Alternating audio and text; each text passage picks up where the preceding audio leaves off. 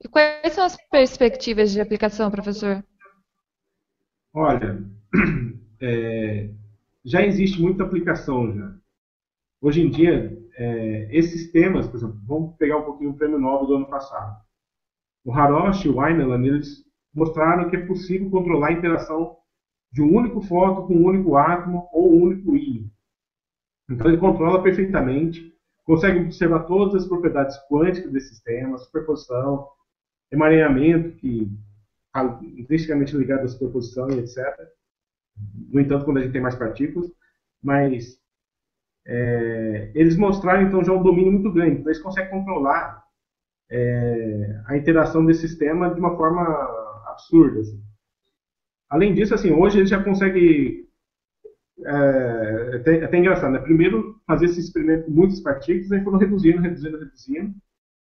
Harosh, Weiner e muitos outros, Gerhard Henk na Alemanha, que é o cara que eu trabalhei também, consegue controlar um átomo sozinho com um fóton sozinho. Agora estão todos esses grupos estão começando a expandir de volta, colocando mais átomos, mais fótons na jogada. Por quê? Porque aí agora eles conseguem controlar a interação de vários átomos, controlam individualmente cada um deles, mas controlam a interação de um com o outro no sistema deles. E aí que entra a principal aplicação é na informação quântica, a computação quântica, porque aí, para fazer um computador quântico com um átomo sozinho, um átomo é um bit. Ele faz exatamente o papel de um bit, só que no caso quântico. E aí leva o nome de qubit, quantum bit. Então, se tiver um átomo só, você tem um único bit, um único qubit. Se eu colocar dois, vou ter dois qubits, três qubits e assim por diante. Então, obviamente, para fazer informação, computação quântica, a gente vai precisar de vários qubits. Só que vários com interação bem determinada entre eles, a gente sendo capaz de manipular a interação, o estado de cada um deles individualmente e tudo mais. Então, hoje, o pessoal primeiro reduziu, chegou no limite. Um átomo, um fóton, agora estão colocando vários para poder manipular a interação entre eles, controlar a interação de cada um deles e poder fazer algoritmos de computação quântica. E já existem alguns, vários grupos no mundo inteiro já mostraram que dá para fazer operações lógicas, ou seja, operações lógicas quânticas que realmente mostram que tem vantagem em relação às operações lógicas clássicas, que é o que a gente tem nos nossos computadores. E, então, assim, como prova de princípio, vários grupos já foram capazes de fazer, mostrar que realmente é possível fazer computação quântica, por exemplo. Só que, uma vez mostrado que é possível, o pessoal começou a investir em realmente fazer. E tem uma empresa canadense, a The Wave, por exemplo, que ela conseguiu fazer um computador quântico, só que é um computador específico. Ele é capaz de resolver uma tarefa bem específica, só que eles não divulgaram muita coisa. Não divulgaram exatamente qual é a tarefa que eles conseguem resolver, não divulgaram muitos detalhes de como que esse computador quântico funciona, mas já mostraram que consegue resolver alguns problemas que o computador clássico não era capaz de resolver. Tem outros grupos, por exemplo, um grupo na Áustria, do professor Heine Blatt. Ele trabalha com íons. O trabalho dele é muito parecido com o trabalho do David Wineland, que ganhou o Nobel. Eu, particularmente, até acho que o Blatt deveria ter ganhado o Nobel também. Ele tem contribuições enormes dentro da informação quântica e da ótica quântica. Mas, enfim, o Blatt ele consegue fazer um sistema onde ele aprisiona vários íons. E os vários que eu digo são 40 íons, ou seja, ele tem um computador de 40 bits. Só que também ele consegue fazer algumas operações, alguns processamentos de informação mais rápido do que em computação clássica, mas é específico para resolver um certo tipo de problema. Tá? Então, as perspectivas que você perguntou, eu diria o seguinte, são muito grandes. Hoje já tem, como eu disse, a The Wave já vendeu um computador quântico, 10 milhões de dólares lá, eles venderam esse dispositivo deles.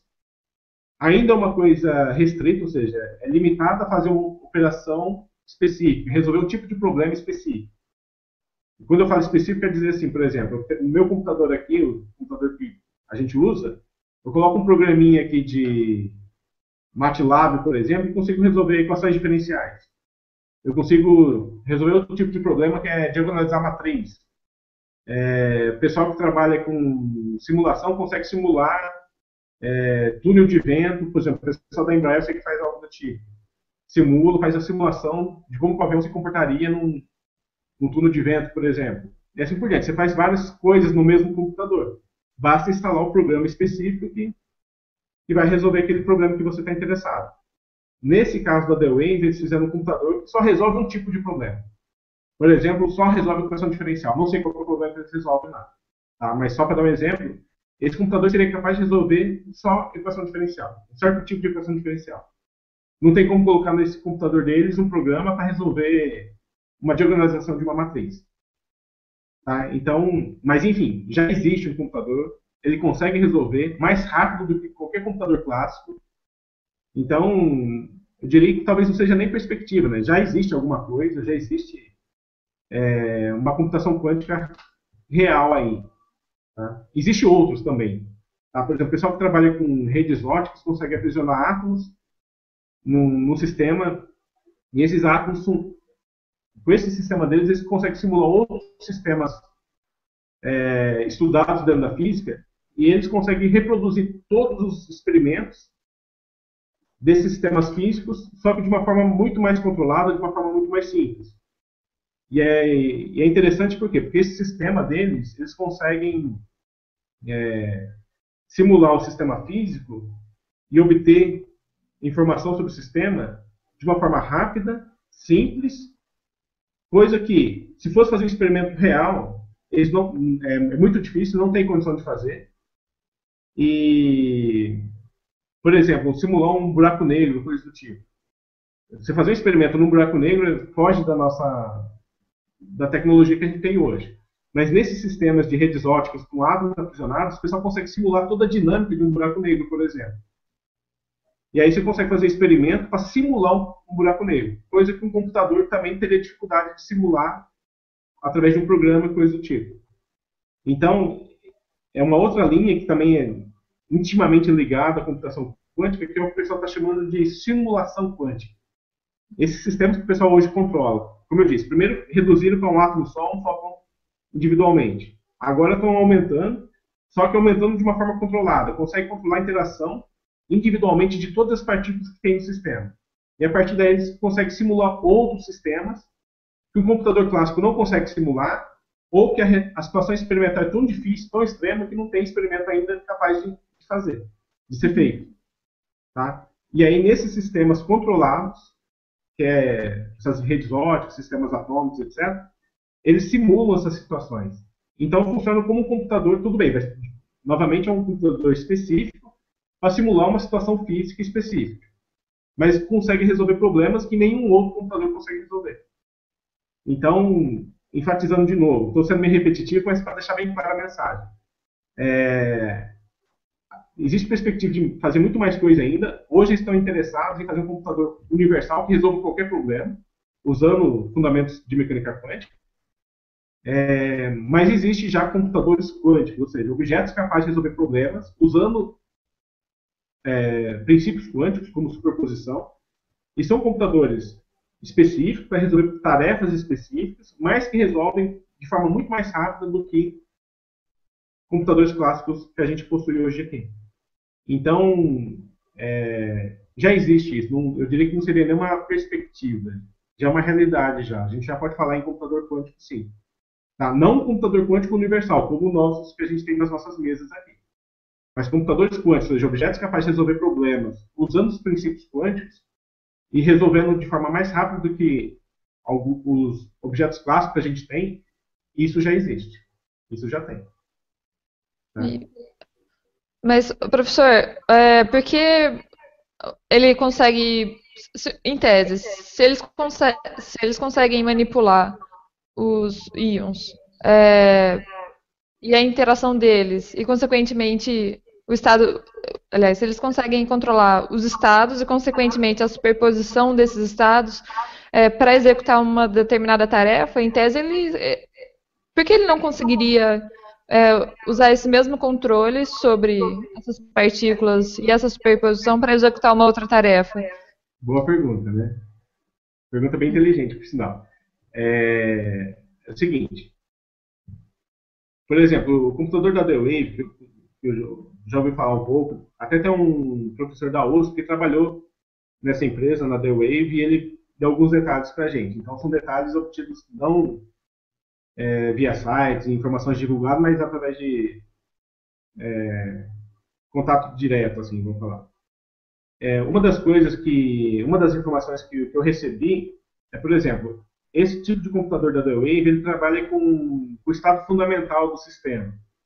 Aí, o que é esse estado fundamental? A gente vai ter que explicar um pouquinho, falar um pouquinho mais de física, né? A gente tem, por exemplo, pega um átomo, tem os níveis de energia. Esse átomo tem lá nível fundamental, excitado e vários outros excitados, né? Normalmente, o que acontece? A própria interação com o meio ambiente faz o quê? Faz com que o sistema vá sempre para o estado fundamental, em geral. Tá? E aí o sistema vai sempre para o estado fundamental, mesmo interagindo com o meio ambiente, ele vai estar no estado que ele vai ter que estar no estado, e esse estado é o estado fundamental. Esse estado fundamental, dependendo do sistema, pode ser um estado de superposição. Então, em alguns sistemas particulares, o próprio estado fundamental já apresenta uma superposição. Tá? Então, por exemplo, se eu pegar um átomo sozinho, o estado fundamental dele vai ser um estado que não tem nada de superposição. Mas se eu pegar dois átomos interagentes, o estado fundamental do sistema todo pode ser um estado que tem superposição. Tá? Então, o que acontece? Se eu pegar um átomo sozinho, ele vai sempre para o estado fundamental e não vai ter nada de superposição. Não dá para fazer computação quântica.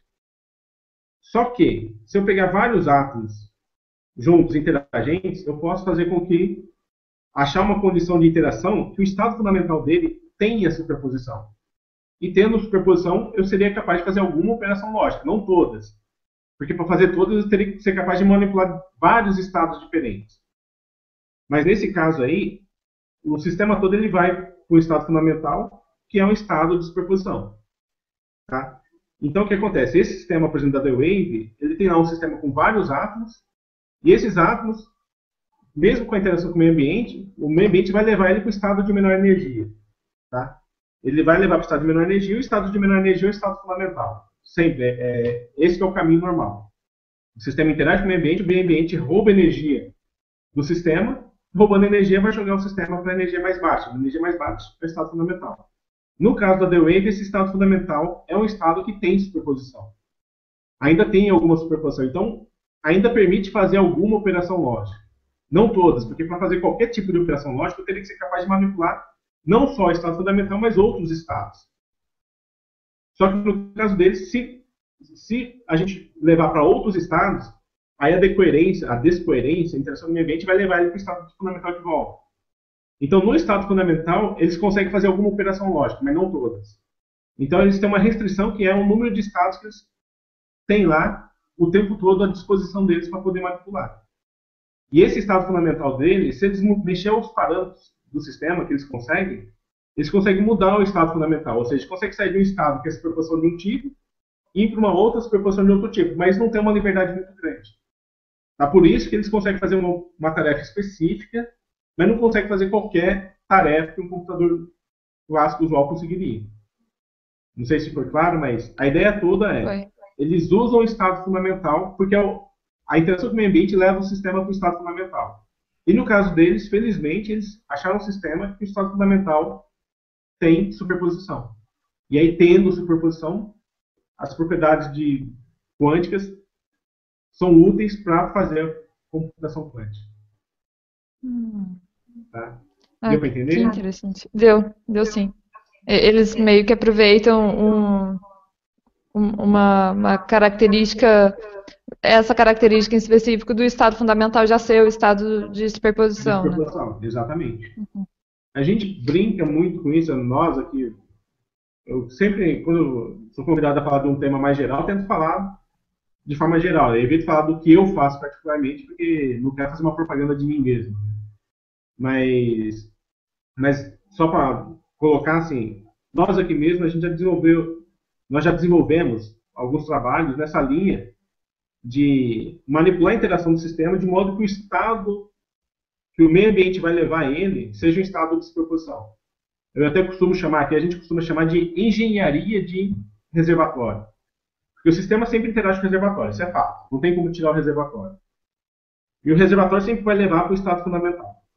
Se a gente assumir, como nesses sistemas, temperatura muito próximas do zero, né?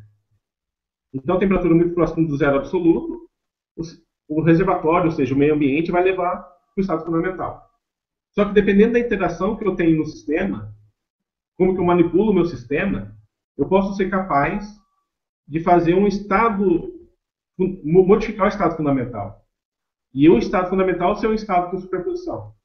Só que para isso eu preciso fazer uma engenharia de interação do sistema, até mesmo com o reservatório, dar uma modificada na interação do sistema com o reservatório, e aí a gente é capaz, então, de fazer com que o estado estacionário do sistema, o estado fundamental do sistema, seja um estado com superposição.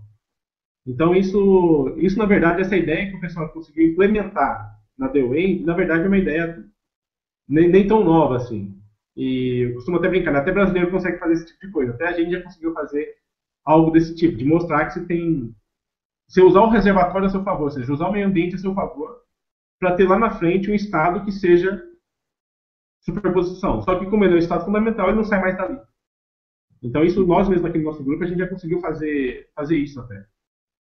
Mostrar que tem uns sistemas que, mesmo com o meio ambiente, agindo, tentando destruir a informação dele, a gente compensa e consegue fazer com que o sistema tenha uma proporção bem definida, bonitinha, quântica, útil para alguma coisa. Né?